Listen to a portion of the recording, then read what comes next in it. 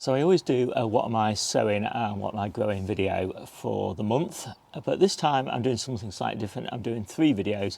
One is the things I actually recommend doing in October, but not necessarily the things I'm doing, because I've already done a lot in August and September.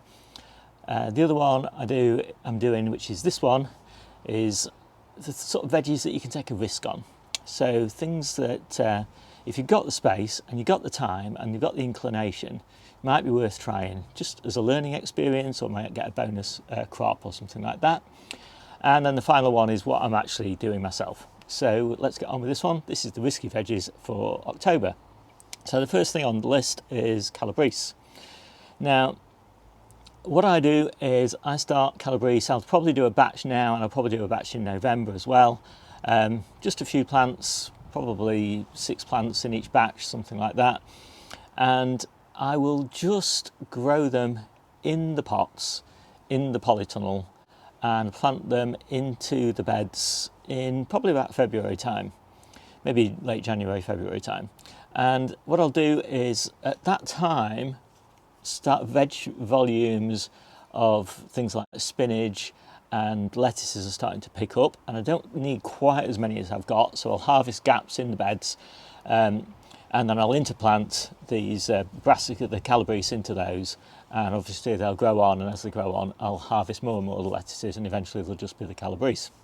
And you get a nice early crop, almost certainly in May. So that's a bit earlier, a month earlier probably than you can get any other way. And if you really love Calabrese and you want a bit of fun, then it's worth it. So next one would be cauliflower. So I will always do something like a snowball. I don't like cauliflower all year round for this purpose. I just find that the quality of the curds is not very good, but I've had fantastic experience with snowball, so that's the one I'd do. Even though traditionally snowball is thought of as a cauliflower that you'd harvest at snowball size, it's not snowball because it's really good in winter, it's snowball because of the size of the cauliflower head. But if you just leave it, give it enough space and leave it to mature, it'll grow into a really nice, tight, white, beautiful white curd. So that's probably what I would do. And I'd basically do that exactly the same way as I would do the marathon Calabrese. So the next one would be broad beans. I would generally recommend doing broad beans in November, because you really want small, compact plants in winter, because they're getting bashed around by the gales and all of that sort of thing. And so you want, small compact plants that can really survive the bad weather conditions. However, if you've got a nice sheltered space, or you're growing under cover in some way, then you could do broad beans in October. Obviously they'll be much bigger plants. They might probably need quite a lot of support and protection, but if you've got those things, it's worth doing broad beans now for a bit earlier crop. So the next one is Milan purple top turnips. And you're very unlikely to actually get good sized turnips now at this time of year, but you might do if you've got the right conditions. Certainly if you do it under cover, your chances increase, but you'll probably get some good leaves. And we use those leaves in smoothies and stir fries and things like that. Next one is Tokyo Cross, another turnip, beautiful white tender turnip, really lovely. We're eating them at the moment from ones that we sowed in August, and we've got loads of successions all the way through. The last succession we're doing at the beginning of October, and that will go in a low tunnel or the polytunnel. I've not decided yet. And again, hopefully we'll get probably quite small golf ball sized roots off of that, as well as again some nice leaves. So the next one is salad rocket. Again, I've normally started mine in August and September, but probably if you're going to do it under cover, we'll get some nice leaves out of that all the way through winter and into early spring, so it's definitely worth doing. I'm trying for the first time, so I can't 100% recommend this. This is why it's in the risk category, and I've got to look it up here because I can't remember what it's called exactly. Kale.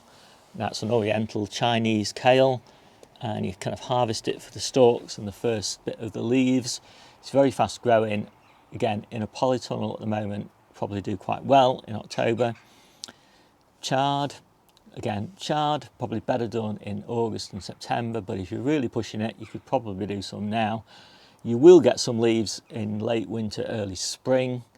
probably quite small ones. In early spring you'll get reasonable ones and then it'll run to seed. But if you haven't already got some chard in the ground, it's worth giving it a go if you've got the space. Beetroot, same kind of story really to chard, but obviously not as prolific in terms of the leaves. They're both in the same family. Chard is optimised for leaf production, beetroot for root production. But if you're prepared to take a risk, you might get some smallish roots in spring before the plants go to seed. But there's a reasonable chance that the plants will go to seed before you get any roots, and so you really don't get a leaf harvest. So if you want the leaves, go for chard. If you're prepared to take the risk and get some really small beetroots, then yeah, you could give it a go. I would just recommend, beetroot stores so well, I'd always recommend for your storage beets that you sow them in June, plant them in July, harvest them in October and store them in wood chips. And if you're interested in doing any of that, look in the description and there'll be a video telling you how to do that, storing in wood chips. French breakfast radish, the sort of little cherry type radishes do better at this time of year, but if you're prepared to take a risk, you can do French breakfast. You'll probably get a crop before Christmas. They do take a while. You know, you might get some late November, some in December, some early December. It depends on the growing conditions.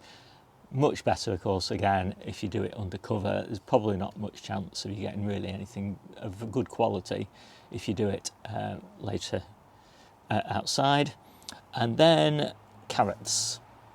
So a bit like beetroot really, the idea really with carrots is that you sow them late at this time of year so that they're only little tiny plants over winter, and then they really spring into, they basically do nothing. They just germinate, grow 1 or 2 inches tall, and then do nothing all the way over winter and then spring back into life. So the advantage that you're getting is that 2 to 3 weeks when they would be germinating, maybe a month when they're sort of germinating next year. So you're bringing that forward into this year. But again, quite likely that they'll run to seed. So, you know, as soon as they're edible roots, start picking them and eat them as quickly as possible. And be sure to plant some that won't go to seed, hopefully, in February and early March for your early crop. And I think that is it, apart from Romanesco cauliflowers. We've done this very similar to the way that you would do Calabrese and cauliflower.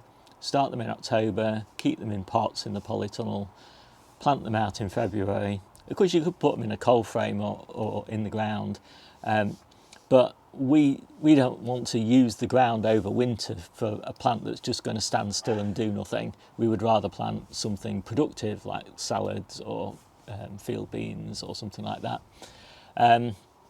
But you can do it if you want to, and you know it is nice to have some Romanesco cauliflower in early spring, but the yield is not as good as Calabrese. So if I were to make the decision for myself, I would rather do Calabrese, Marathon and Snowball cauliflower than Romanesco. But if you've got the space, you can give Romanesco a try.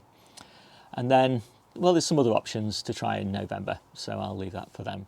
So I've also updated my little allotment database with a section that covers these risky vegetables for October, and I've published that so you can browse it to your heart's content.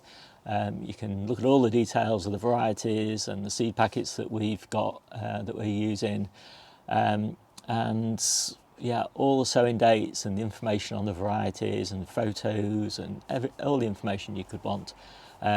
So it's basically, you know, it's just my standard database. It's just a particular view onto that database that I've customised with this information for you. You can, and the details are all in the description, take a copy of my whole database and customise it to your heart's content and use it for your own allotment management if you want. Anyway, my name's Steve, this is the Seaside Allotment channel, and I'll see you soon.